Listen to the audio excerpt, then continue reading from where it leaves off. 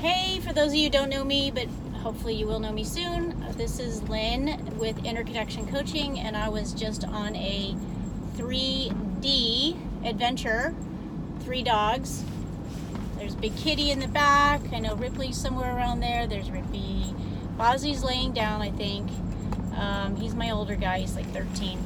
Anyway, we were out on our hike, and I'm just started this series, and I'm bringing up conversational relational topics that I think that we can all learn from each other.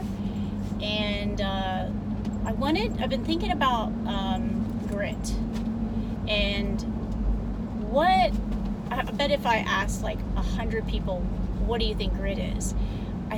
I would guess that there would be 100 different definitions. So I'm going to come from my perspective of what grit is, and I last talked about perspective. So I'd love to expand my perspective and hear what yours are, and learn something from you too. So when I think about grit, I think bottom line is we have to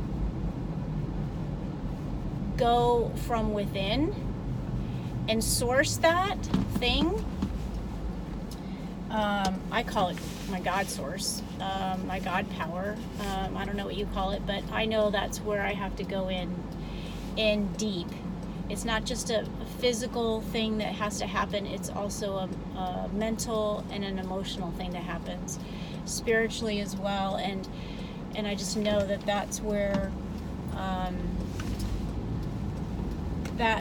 I dig in deep from within and source everything, all my experiences, my knowledge, my confidence, my compassion, my empathy, my everything, my love. I'm going to battle fear, of course, too, during that time. So to get out of the fear, I'm just going to be digging in deep. And I think it's about, no matter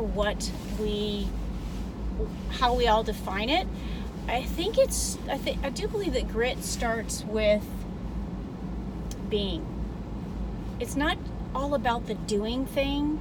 It's about the being first. That you decided, hey, I am going to make this thing happen.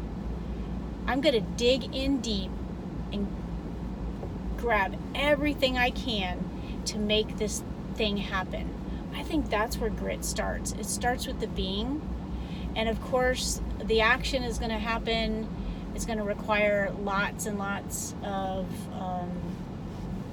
determination and praying.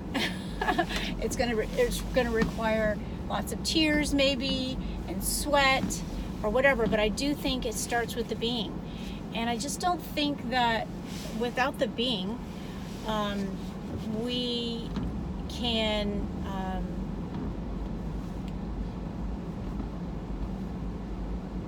get there. And so no matter what it is that you've got to dig in and get some grit about, I'm doing this crazy, it's called 29029, Jesse Itzler, some of you may have heard of him.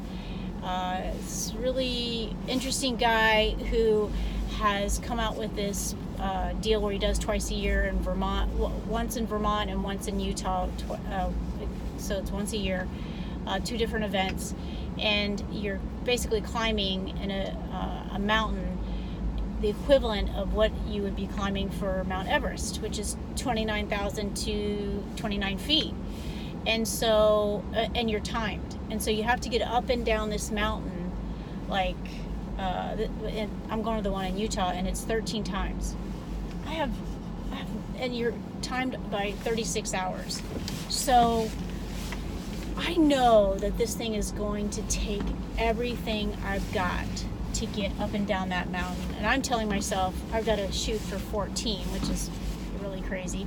But the grit that it's going to take for me to get through that there's going to be, I'm sure, moments where I'm just like, what am I doing here? Why did I even do this?